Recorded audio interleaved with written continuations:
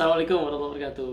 Halo teman-teman semua, apa kabar? Nah, mulai masuk minggu yang baru. Ini sekarang hari Senin pada saat saya syuting ini ya.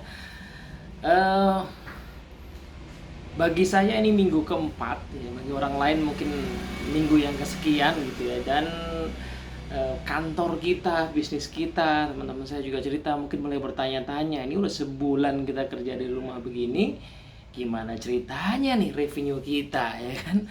Nah, entah sampai bulan keberapa nih kira-kira. Kemarin ada info sedikit di beberapa negara, misalnya kayak di Wuhan kalau nggak salah udah sekitar 2 bulan waktu itu mereka lockdown ya.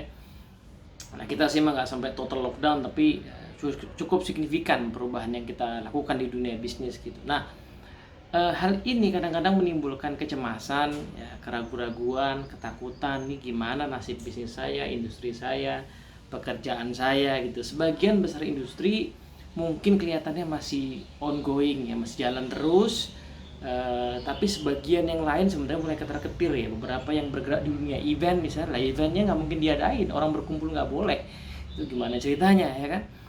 Nah, tapi justru sebenarnya rasa cemas, rasa takut ini yang perlu pertama kali kita atasi sebelum kita ngomong hal yang lain. Kenapa? Karena begitu emosi, cemas, takut itu menghambat diri kita, maka dia menutup pikiran kita dari berbagai kemungkinan. Contoh yang paling sederhana adalah kalau kita misalnya lagi panik gitu, tiba-tiba banyak hal yang sebenarnya di depan mata nggak kelihatan. Ya kan, mungkin pernah lihat orang yang punya kacamata ditaruh di sini tapi karena lagi panik, kacamata gue mana, padahal di sini ya kan.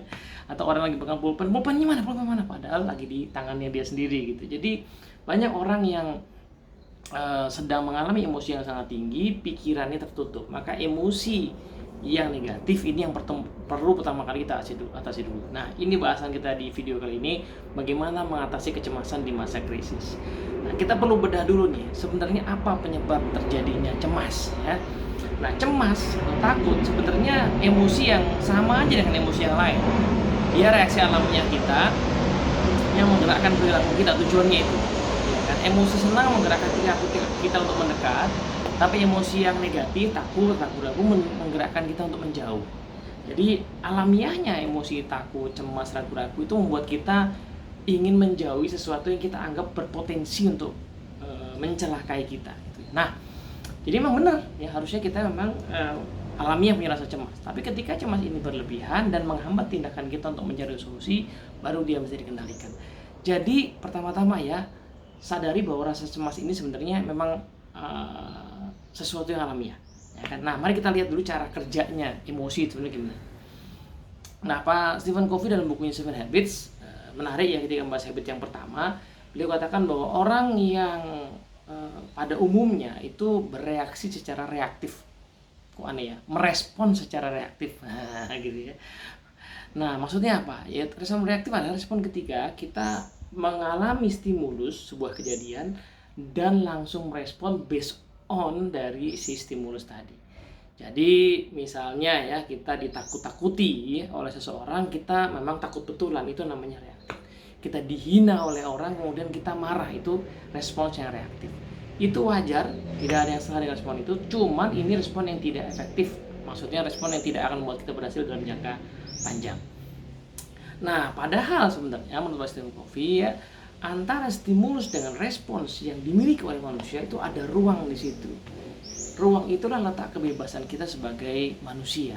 Ruang itulah yang kalau dimanfaatkan ruangnya, maka akan memungkinkan kita punya pilihan respon yang lebih banyak terhadap berbagai situasi. Nah, apa bukti adanya ruang ini? Nah, menarik bahwa untuk stimulus yang sama, tidak semua orang responnya sama.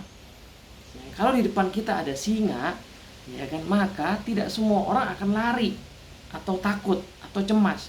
Mengapa? Yang cemas biasanya yang tidak punya keahlian nanganin singa. Tapi yang punya keahlian nanganin singa minimal akan bisa tenang meskipun tetap waspada. Artinya stimulus yang sama tidak serta-merta akan membuat respon yang sama. Ini bukti bahwa di tengah-tengah itu ada ruang yang sebenarnya bisa dimanfaatkan. Nah, sama juga dengan orang yang dihina. Tidak semua orang yang dihina itu menghina balik atau marah. Ya, ada orang yang dihina memang langsung marah, ada orang yang dihina senyum-senyum aja. Karena mungkin berpikir ya menghina lagi stres aja, ya kan? So, di ruang itu ada apa?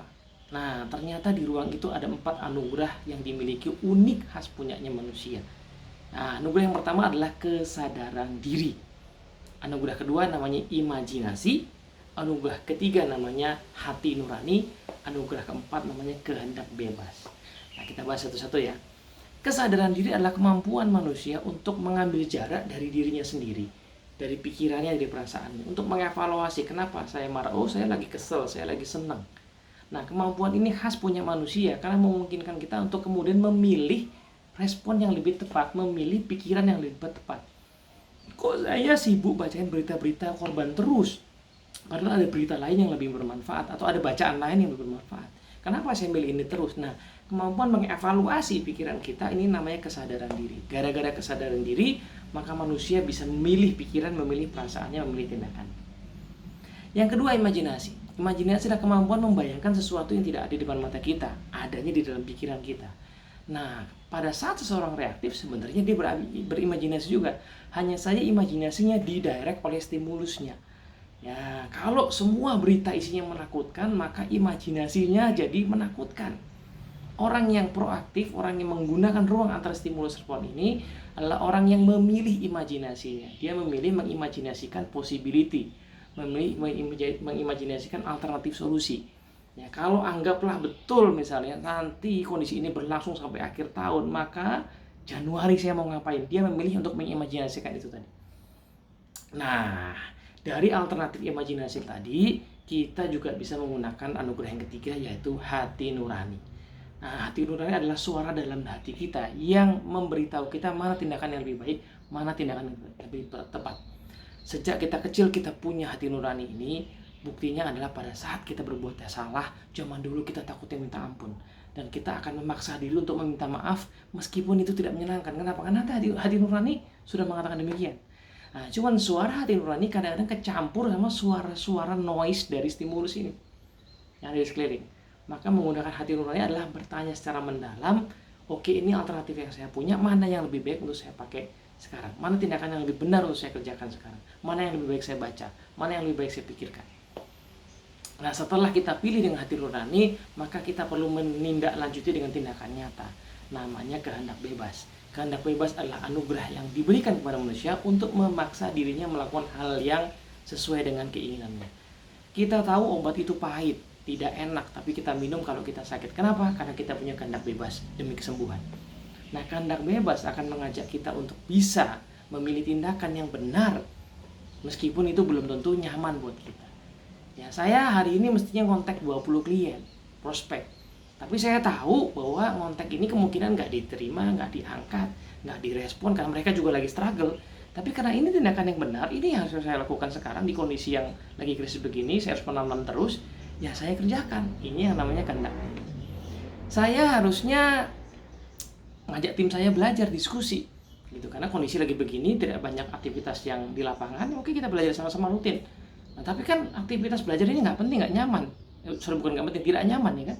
Nah, maka menggunakan kehendak bebas kita tanda kutip memaksa diri kita untuk melakukan yang benar ini demi mencapai hasil yang lebih baik di jangka panjang. Nah, 4 anugerah inilah yang kalau dilakukan akan memungkinkan mengalihkan pikiran kita dari kecemasan, ketakutan kepada tindakan yang berorientasi kepada solusi. Nah, maka teman-teman semua, gunakanlah keempat anugerah ini secara rutin untuk melatih proaktivitas kita. Sehingga ruang antara stimulus dan respon ini lama-lama meluas. Dan pilihan alternatif respon kita jadi beragam, sehingga kita tampak lentur berselancar di tengah kondisi krisis. Moga-moga manfaat. Assalamualaikum warahmatullahi wabarakatuh.